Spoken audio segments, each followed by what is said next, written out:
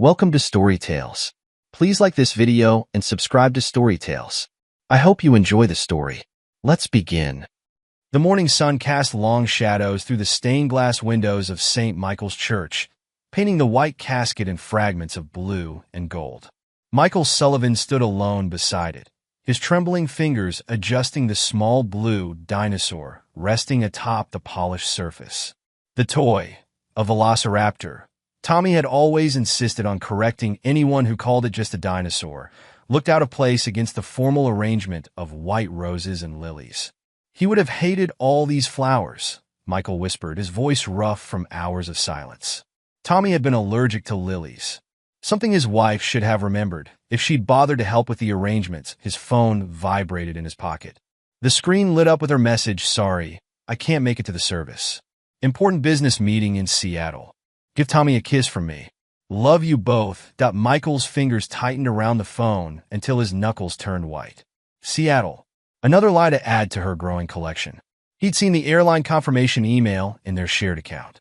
She was in Maui, probably watching the sunrise from some luxury resort's balcony while their son lay cold in his casket. "Mr. Sullivan?" The funeral director's soft voice interrupted his thoughts.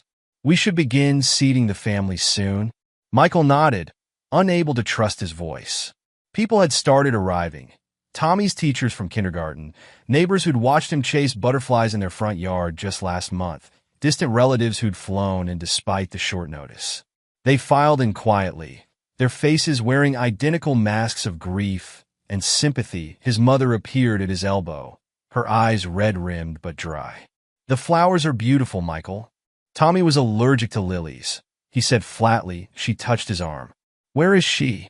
"Business meeting. In Seattle." The lie tasted bitter on his tongue. His mother's face hardened. "She should be here. Her son." She broke off, pressing her lips together. "I know, Mom." Michael stared at the casket. "Believe me, I know." More people arrived. Tommy's best friend from kindergarten came with his parents, the little boy clutching a hand-drawn picture of two stick figures playing with dinosaurs. Michael accepted it with murmured thanks, his heart clenching at the wobbly letters spelling out "Best Friends Forever." His phone buzzed again. "The meeting's running long. I'll call as soon as I can. Stay strong, strong." Like she had been strong through Tommy's illness, through the endless nights in the hospital when their son had cried for his mommy, not understanding why she wasn't there, through the final days when Michael pushed the memory away. "Not now. Not here." The priest approached, prayer book in hand. "Shall we begin?" The service passed in a blur of hymns and prayers. Michael stood when required, sat when prompted, his responses automatic. His focus kept drifting to the empty space beside him, where she should have been, to the phone in his pocket that occasionally buzzed with her lies. "In times of deepest sorrow," the priest was saying, "we find comfort in knowing that Tommy is now in God's embrace." Michael's mind wandered to Tommy's last coherent day in the hospital. His son had asked for her again. He'd made another excuse again. "Mommy's working hard, buddy. She'll come see you soon." The lie had felt like ground glass in his throat. His sister-in-law read a poem about angels. His brother spoke about Tommy's infectious laugh and dinosaur obsession. Michael sat through it all, his face a mask of grief that hid the inferno building inside him. The graveside. They handed him a white rose to place on the casket. The small crowd watched in respectful silence as he stepped forward.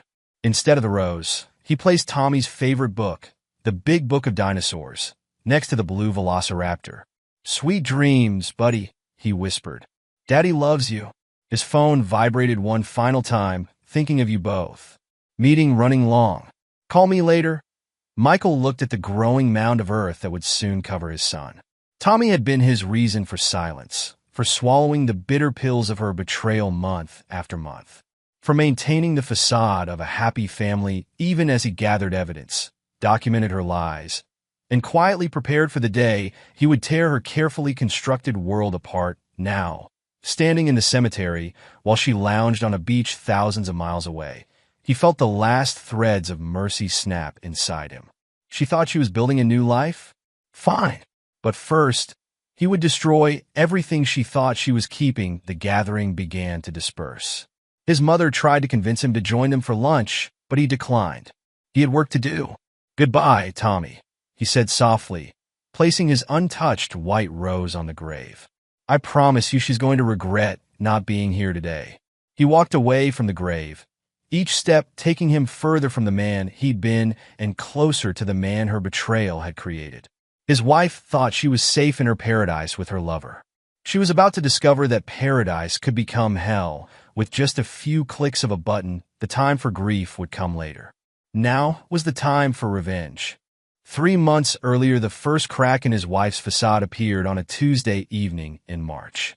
Michael sat at the kitchen table, helping Tommy with his dinosaur puzzle while a pot of mac and cheese, the only thing their picky 5-year-old would eat, lately bubbled on the stove.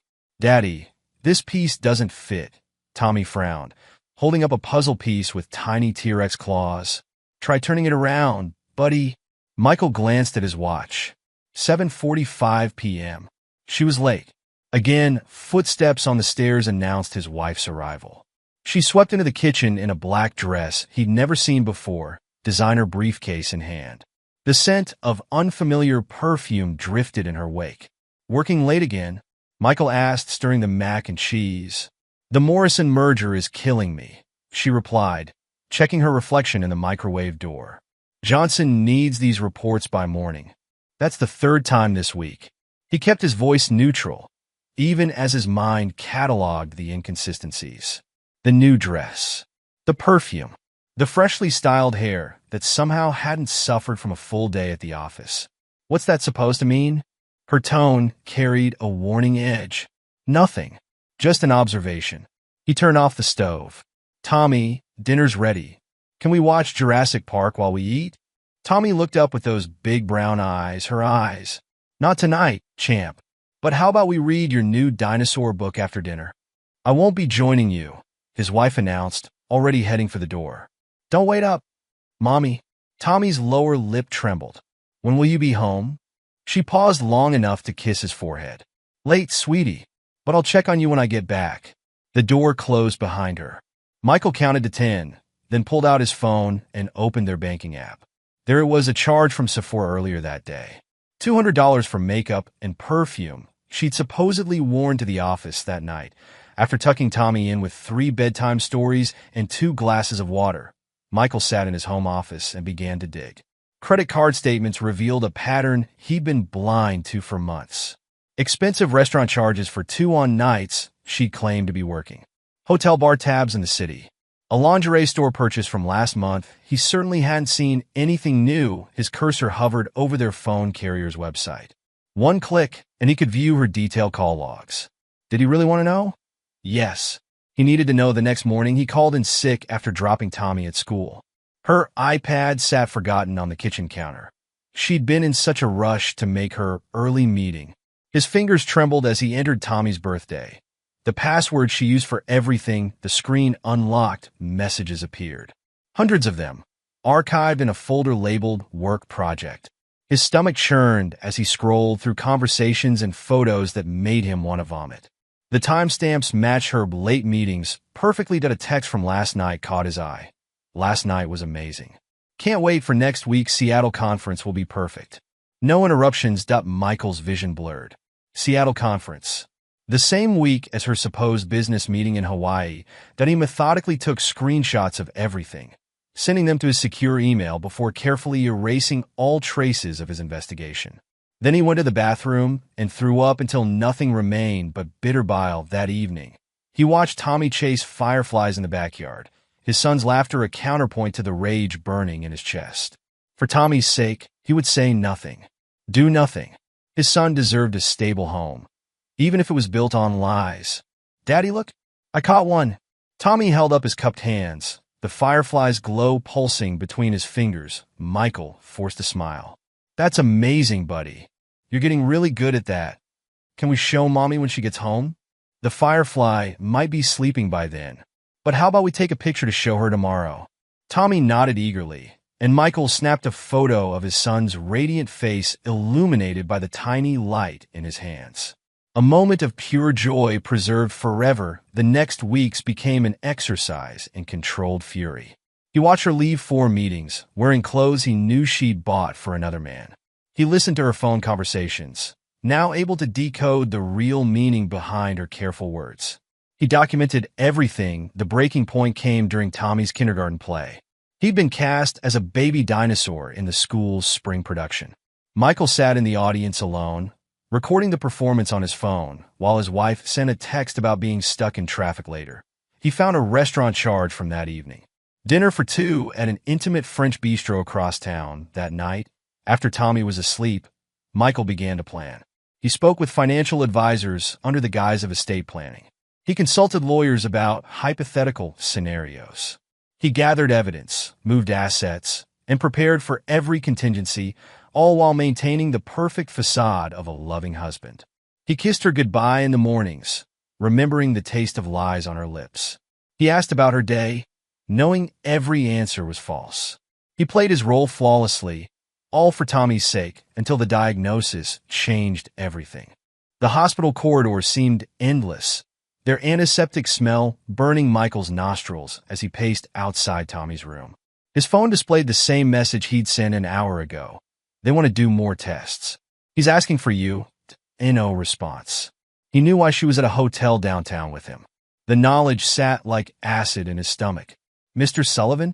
The oncologist appeared, clutching a folder. We have the results. The words that followed destroyed his world. Aggressive. Advanced. Options limited. Time short. That he sent another message. Please come. It's important point. 20 minutes later, she replied, stuck in crucial meeting. Can't get away. Keep me posted. That night, as Tommy finally slept, sedated after hours of pain and tears, Michael made his decision. He opened his laptop and began to execute the plan he'd been crafting for months. First, the financial preparations. He'd already documented every transaction, every lie, every betrayal. Now he began moving assets, carefully and legally, into accounts she couldn't access. The house was in both their names, but his inheritance from his grandfather, the money she thought they'd spent on renovations, sat untouched in a private account. Next, the evidence. He organized everything chronologically: credit card statements, hotel receipts, screenshots of messages, photos she thought were deleted. He created multiple copies, stored in various secure locations. Then he started composing emails to her boss, her family, their friends. Each message carefully crafted, each recipient chosen for maximum impact. The emails sat in his drafts folder. Waiting for the right moment, the hospital became his second home. Tommy's condition deteriorated rapidly, each day bringing new challenges, new pain. Michael took leave from work, spending every moment by his son's bedside. She visited occasionally, making appearances between her meetings. Each time, Tommy's face would light up, then fall as she rushed away again, always with the same excuses. Why isn't Mommy here more? Tommy asked one night, his small body racked with fever. She has to work, buddy, Michael replied, the familiar lie tasting like poison. But she loves you very much. Can you call her? Please? Michael did, knowing she wouldn't answer. Her phone went straight to voicemail. She never kept it on during her meetings. He documented these moments too. Every missed call, every weak excuse, every time Tommy cried for her. The evidence mounted, a testament to her betrayal not just of him, but of their dying son. In Tommy's final week, Michael sent urgent messages daily. His condition is worse. The doctors are concerned. He keeps asking for you. Please come. She made brief appearances, always distracted, always rushing away to another emergency meeting. Michael watched her check her phone constantly, knowing who she was messaging. He saw her relief each time she left, escaping back to her parallel life while their son slipped away the night Tommy died. She was in a hotel with him. Michael sat alone, holding his son's hand as the monitors flatlined and the doctors rushed in. He sent one final message. He's gone. Her response came an hour later. OMG, on my way, but she never came. Instead, she sent another message the next morning about an emergency business trip to Seattle. The same trip he knew would actually take her to Hawaii with her lover. The funeral arrangements fell to him alone. He chose Tommy's favorite dinosaur book and toy to accompany him. He selected the cemetery plot under the oak tree because Tommy had loved watching squirrels play in their backyard. He wrote the obituary with shaking hands, leaving her name out entirely, his first act of revenge. Now, as he prepared for the funeral, Michael finished his preparations. The emails were ready. The financial transfers were in place. The evidence was organized. Everything waited for his command. Like missiles in their silos, she thought she was escaping to paradise with her lover. She had no idea she was about to lose everything else. Michael looked at Tommy's last photo, smiling, holding the firefly, forever 5 years old, and felt the last trace of mercy die in his heart. The time for silence was over. The time for revenge had begun. The morning after Tommy's funeral, Michael sat in his home office, surrounded by 3 monitors. Each screen displayed a different aspect of his wife's life, the life she thought she'd kept hidden. His fingers hovered over the keyboard as he reviewed his plan one final time. His phone buzzed with a message from her. Landing in Seattle soon. How are you holding up? Michael's laugh held no humor. He opened his tracking software and watched the little dot that represented her phone moving across the Pacific, heading straight for Maui, not Seattle. Time to begin, he muttered. Opening his email drafts folder, the first email went to her boss, Richard Morton. Michael had crafted it carefully over the past months, attaching selected screenshots of text messages and hotel receipts. Mr. Morton, I believe you should be aware of how company resources and time are being utilized by one of your employees. He attached documentation of every business meeting that had actually been rendezvous with her lover, including expense reports she'd submitted for reimbursement. The hotel bars, the restaurants, all of it. His phone rang. His brother Tom. How you holding up? Tom asked. I'm working on something, Michael replied, his voice steady. Remember that conversation we had about business ethics last month? The hypothetical about employee fraud? Yeah, why? Tom paused. Wait, are you saying? She's in Hawaii right now. Told everyone she's at a conference in Seattle. Jesus Christ. Tom's voice hardened. What do you need? Your legal expertise. And your discretion. You got both. Send me what you have. Michael forwarded a set of documents to his brother's law office email. How long will it take you to review these? Give me an hour. Don't do anything until we talk. While waiting for Tom's call, Michael prepared the next phase. He created a separate email account months ago, untraceable to him. From it, he composed messages to her closest friends, family members, and professional contacts. His phone rang again. Everything you've documented is admissible, Tom said without preamble. The expense report fraud alone could end her career. The rest. He whistled low. You've been planning this for a while, haven't you? Since I found out. Before Tommy got sick. Yes. A long pause. Good. Make her pay. Michael's other phone, a burner, lit up with a text from a number he'd tracked to her lover. Meeting confirmed for next week. Same place? He smiled coldly. The lover didn't know he'd been getting copies of their messages for months. Time to put that information to use. Tom, I need one more favor, Michael said. Remember that private investigator you used in the Martinez case? Already sent you his number. He's expecting your call. Michael hung up and dialed the PI's number. James Morton speaking. Mr. Morton, my brother Tom referred me. I need documentation of certain activities in Maui this week. Location? Michael rattled off the hotel name and room number he'd found in her forwarded confirmation email. Timeline? They'll be there 5 days. I need photos. Lots of them. Discretion assured. Absolutely necessary. Consider it done. Michael returned to his computer and began the financial phase of his plan.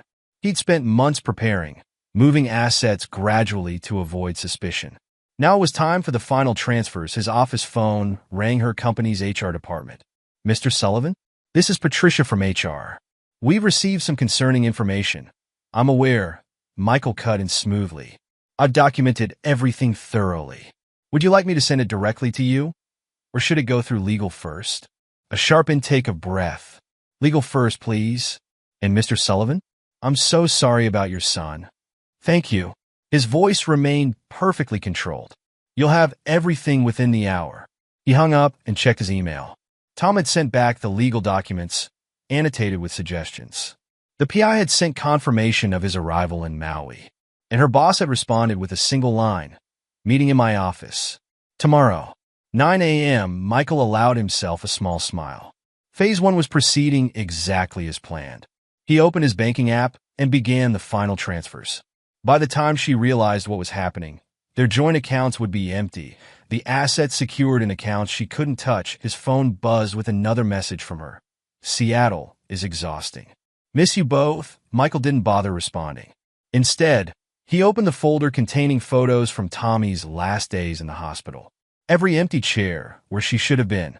Every tearful request from Mommy that went unanswered. Every moment she'd chosen him over their dying son, that he attached the photos to a new email draft. This one would go to her lover's family, friends, and business associates. Let them see exactly what kind of person they were dealing with. The sun was setting when his brother called again. It's done, Tom said. HR has everything. Her boss is livid. And I heard through the grapevine that the audit department is launching an investigation into her expense reports. Perfect. Michael leaned back in his chair. Now we wait. She has no idea what's coming, does she? No. Michael stared at Tommy's photo on his desk. But she will. The next morning, Michael's phone exploded with notifications. His carefully crafted emails had done their work overnight. Spreading through her social and professional networks like a virus, his brother arrived at 8, carrying coffee and a laptop. You'll want to see this, Tom said.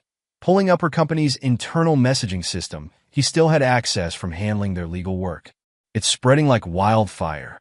Michael watched the messages scroll past. Employees sharing screenshots of the evidence he'd sent. HR memos about emergency meetings. Her boss's thunderous email demanding an immediate return from her Seattle conference. How long until she knows? Tom asked. She's 7 hours behind us in Hawaii. About an hour until she wakes up to this nightmare. Right on schedule, his phone rang her best friend Rachel. Michael? Oh my God, I just got these horrible emails about. They're all true. He cut in calmly. Every screenshot. Every photo. Every receipt. But she's in Seattle, no. She's in Maui. With him. While our son was being buried. A sharp gasp. Tommy's funeral. She said she had meetings. Check your email again. I sent you the airline confirmation and hotel booking. 5 days in Hawaii with her lover while our son's body was still warm. Rachel's voice hardened. That fucking bitch. Feel free to share that information with anyone who asks. More calls poured in. Family members. Friends. Colleagues. Michael answered each one the same way. Calm, collected, armed with irrefutable evidence. His burner phone lit up with a message from the PI in Maui. Targets acquired. First set of photos incoming. The images showed his wife and her lover having breakfast on their hotel balcony, looking relaxed and happy, as if their son hadn't been buried yesterday. Perfect timing, Michael murmured. Forwarding the photos to her entire contact list, Tom whistled low. You're really going for the jugular. She hasn't seen anything yet. His phone rang again. Her mother. How dare you spread these lies about my daughter, she screeched. Check your email, Michael replied coldly. I just sent you photos taken less than an hour ago. Your daughter's having breakfast in Maui with her lover while her son's grave is still fresh. Still want to talk about lies? Silence. Then, in a broken voice, she told me she was in Seattle. She tells a lot of stories. Check the other attachments, screenshots of her texts with him during Tommy's last days in the hospital. While you were asking why she wasn't there for her dying son, she was in hotel rooms with him. More silence, followed by a choked sob. I need to call her father. Give him my number if he wants proof. I have plenty. The morning wore on. Michael watched his plan unfold through calls, texts, and emails. Her professional reputation crumbled as the evidence of expense fraud circulated through her company. Her social circle imploded as friends discovered her web of lies.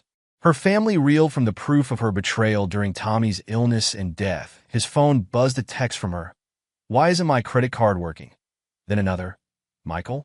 The hotel says our joint account is empty. What's going on? And another, my boss is calling. Something about an emergency. Are you doing this? Michael didn't respond. Instead, he sent another batch of photos to her lover's wife. Yes, he discovered that particular detail months ago. The man wasn't just having an affair with Michael's wife. He was cheating on his own spouse. Tom looked up from his laptop. Her company's legal department just opened a formal investigation. And the audit team's preliminary report, It's bad, Michael. Really bad. Good. Michael checked his watch. Time for phase 3? Hit her with everything. Michael opened his email and began forwarding the hospital photos documents of every missed visit, every ignored call, every time she chose her lover over their dying son. He sent them to everyone. Her friends, family, colleagues, neighbors. Everyone who had attended Tommy's funeral. Everyone who had sent condolences. Everyone who needed to know exactly why she hadn't been there. His phone lit up with her face, her first direct call. "What have you done?" she whispered. "I've told the truth," he replied calmly. "Something you should try sometime." "Michael, please." "How's Maui?" "Better than Seattle." A sharp intake of breath. "You don't understand." "I understand perfectly. I've understood for months. Every lie, every betrayal, every time you chose him over Tommy. That's not fair." "Fair?" His voice turned to ice. "Was it fair when our son cried for you in the hospital while you were in a hotel with your lover? Was it fair when you missed his funeral for a Hawaiian vacation?" "I can explain. Save it for HR. And your lover's wife. Oh, and your parents. They're especially interested in those photos of you at breakfast this morning. The ones taken at the same time they were laying flowers on their grandson's grave." "You're destroying my life," she whispered. "No," Michael corrected her. "You destroyed it yourself. I'm just making sure everyone knows exactly who you are." He hung up and turned to Tom. "How long until her company suspends her?" Tom checked his phone. "Just came through. Suspended without pay. Pending investigation." "Perfect." Michael opened his laptop. "Now, about those assets." As evening approached, Michael received another update from the PI in Maui. The photos showed his wife arguing with her lover by the hotel pool, their faces twisted with anger. "Trouble in paradise?" Tom asked, looking over his shoulder. "Right on schedule," Michael replied. "Once the money runs out, watch how quickly he abandons her." His phone buzzed with a message from the lover's wife. "Thank you for telling me the truth. I've frozen our accounts and contacted my lawyer." Michael forwarded this message to his wife's lover, watching the chaos unfold from 3,000 miles away. Within minutes, his PI sent new photos, the lover storming out of the hotel room. Wheeling his suitcase behind him, the calls had slowed to a trickle, but each one brought news of another relationship destroyed, another connection severed. Her closest friend Rachel called again, fury in her voice. "I just found out she was with him the night I watched Tommy, so she could work late," Rachel spat. "I kept her secret for months without knowing it. I helped her betray you and Tommy." "Don't blame yourself," Michael said. "She fooled a lot of people. Not anymore. I sent those photos to everyone in our mother's group. No one will speak to her again." His wife's number flashed on his phone again. He let it go to voicemail, then played it on speaker. "Michael, please." Her voice cracked. He left. "The hotel wants payment. My cards aren't working. I can't even buy a plane ticket home. My boss won't answer my calls.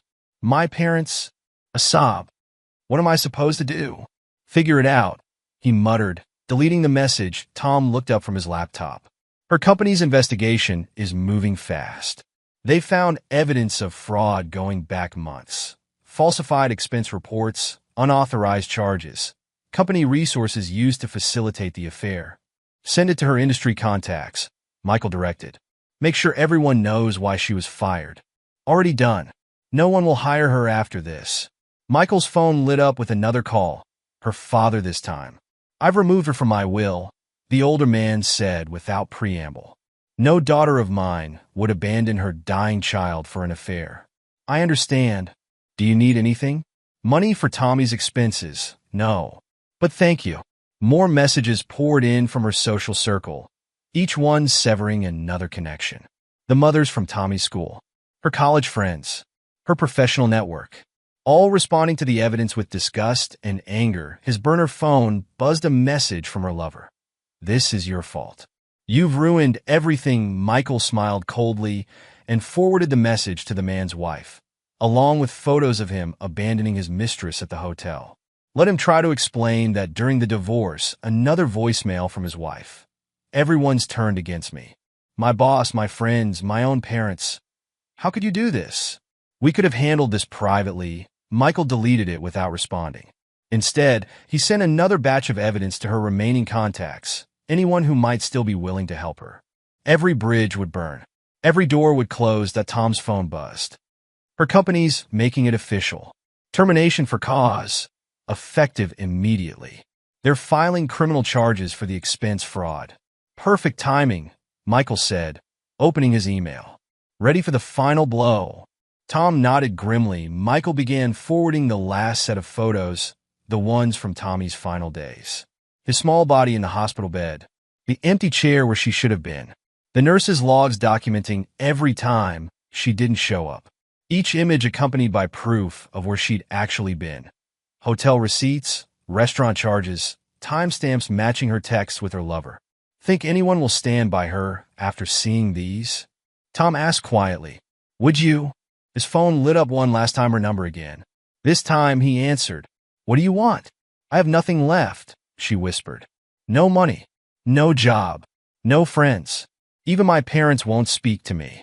Please. You had everything, he cut in coldly. A husband who loved you. A beautiful son who adored you. A good job. Friends. Family. But you threw it all away for cheap hotel rooms and lies. I'll do anything. There's nothing left to do.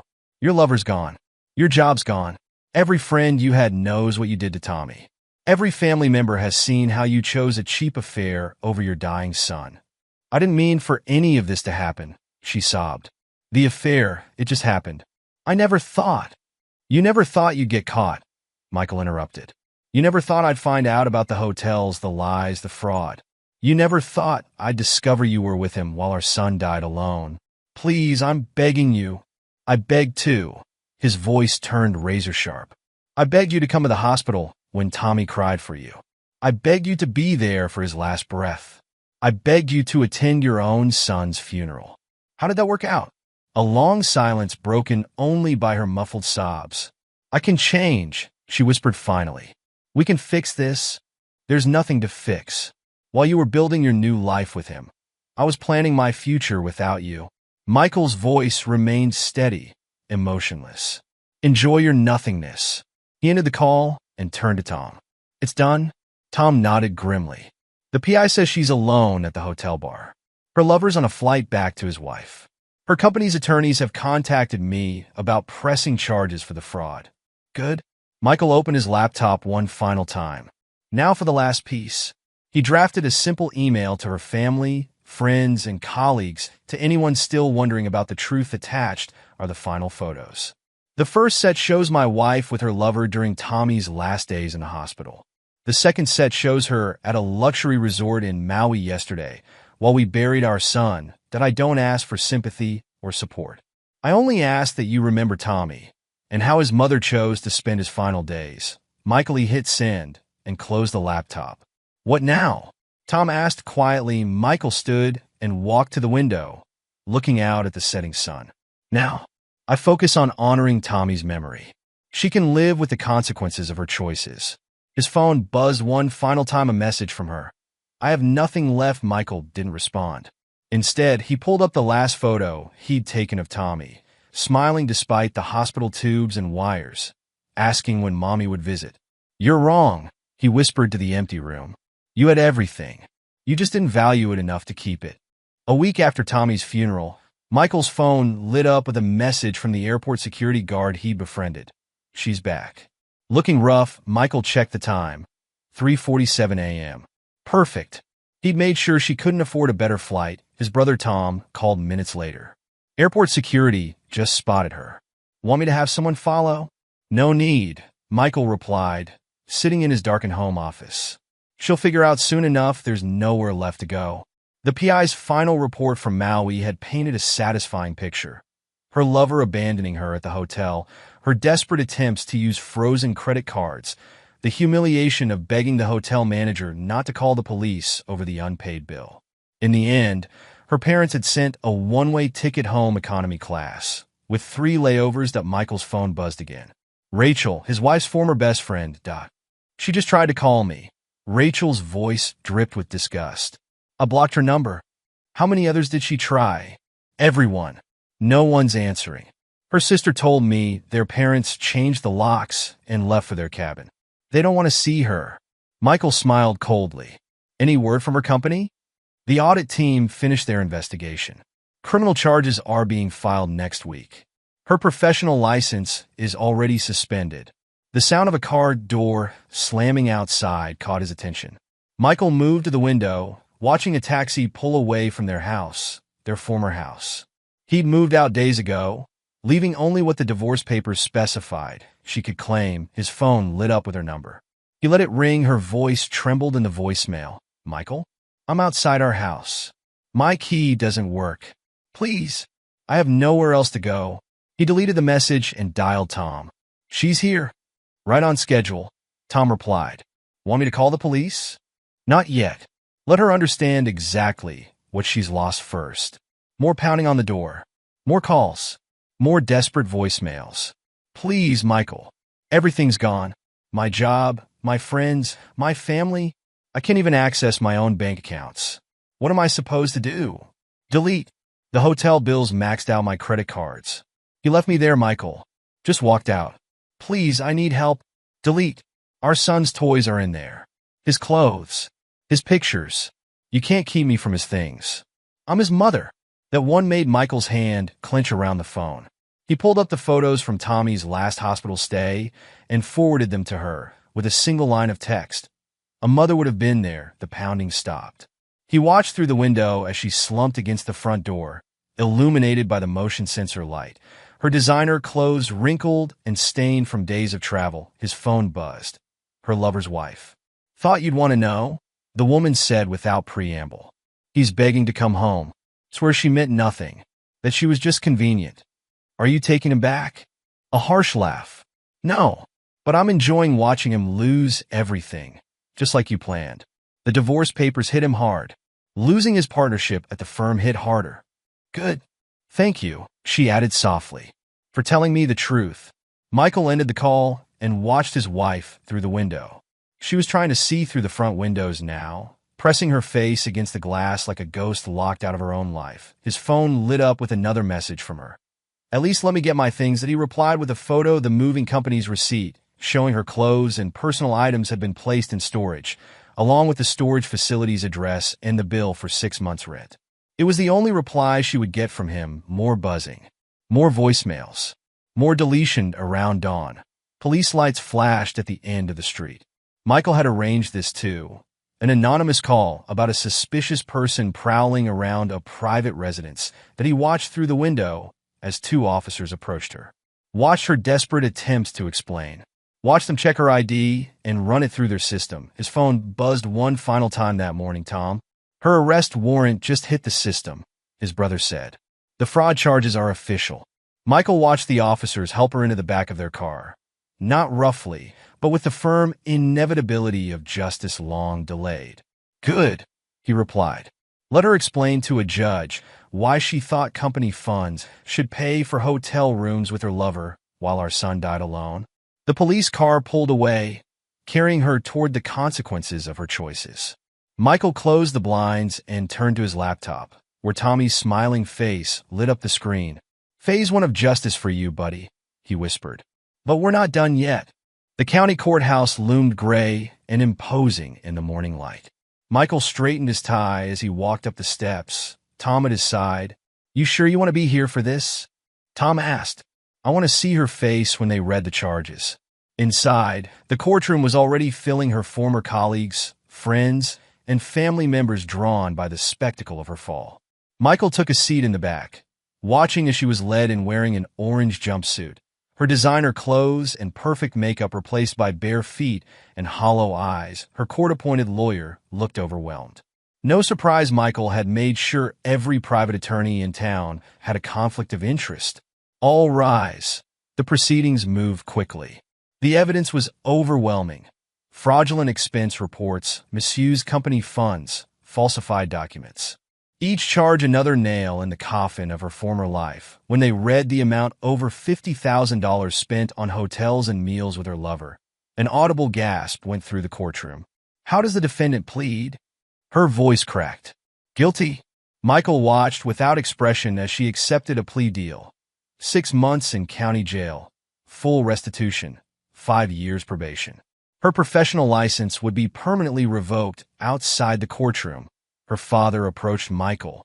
"We've removed her from the will," the older man said quietly. "Everything goes to Tommy's Memorial Foundation now. He'd appreciate that." "We're moving away," her mother added, appearing at her husband's side. "Sold the house. We can't stay here after what she did." Michael nodded.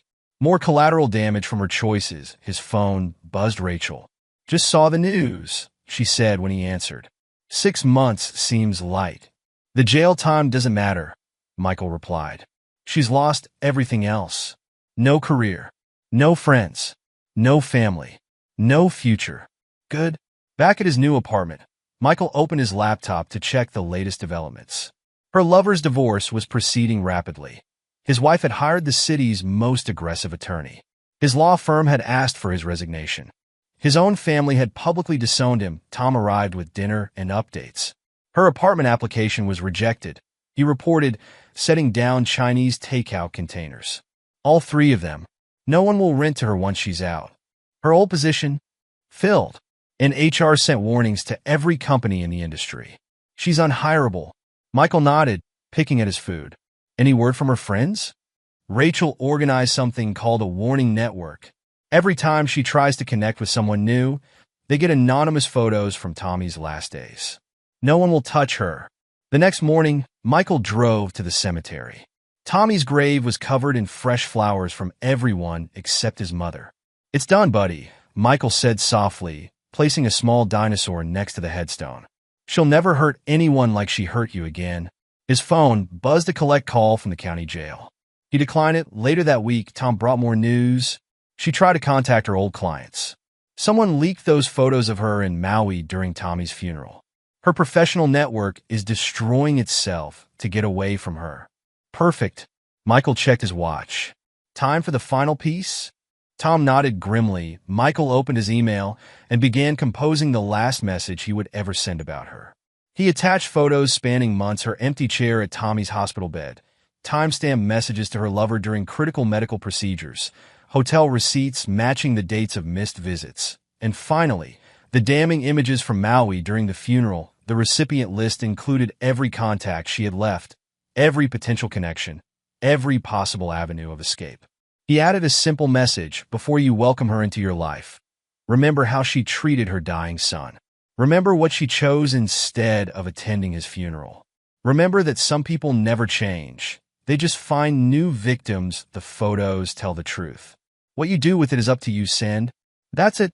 Tom asked quietly. Michael nodded, closing his laptop. That's it. She made her choice that day in Maui. Now she can live with it.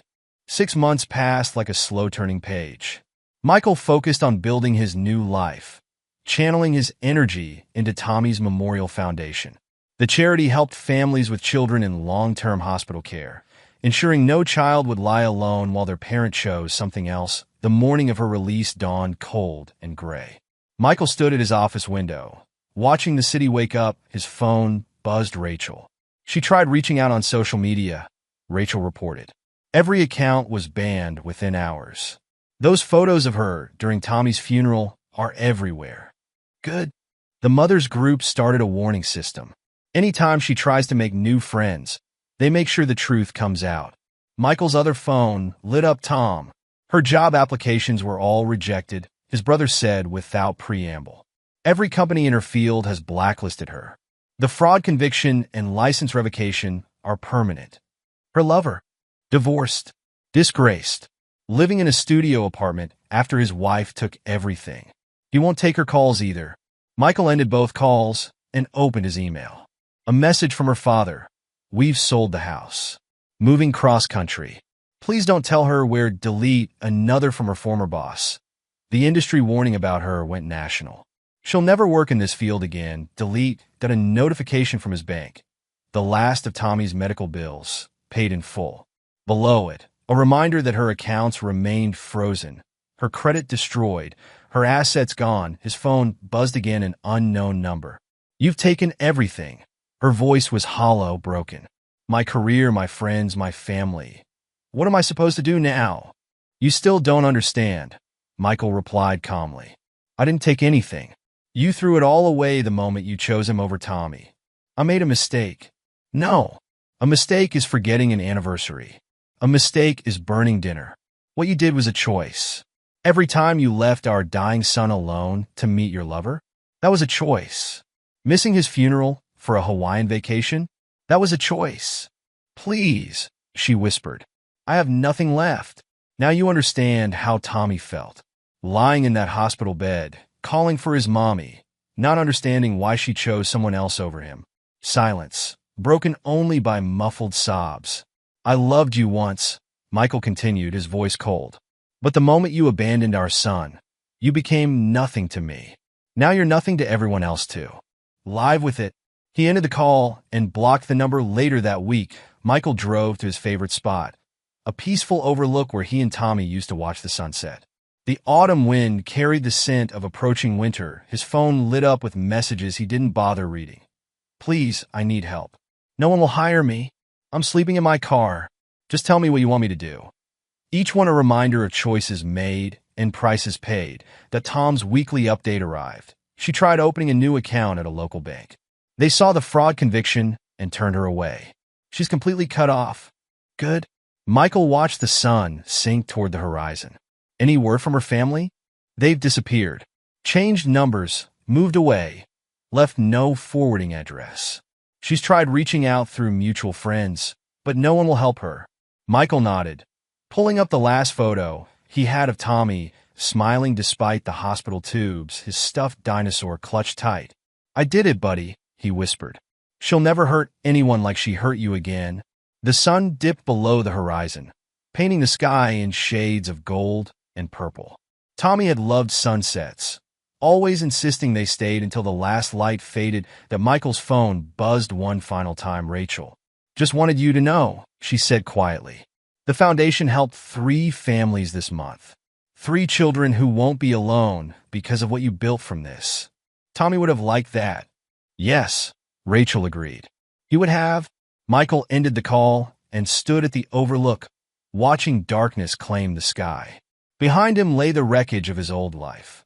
A faithless wife reduced to nothing, a lover destroyed by his own betrayal, a network of friends and family who would never trust her again. Before him stretched a new path, illuminated by Tommy's memory. Not happiness, perhaps, but purpose. Not forgiveness, but justice. His phone remained silent now. There was nothing left to say. She had chosen her path that day in Maui, and now she would walk it alone, just as Tommy had walked his final days without her. Michael turned away from the overlook and walked to his car. The foundation had work to do, children to help, families to support. That Tommy's legacy would be one of love and presence, not betrayal and absence.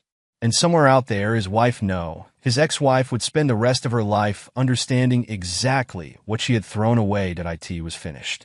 And it was enough.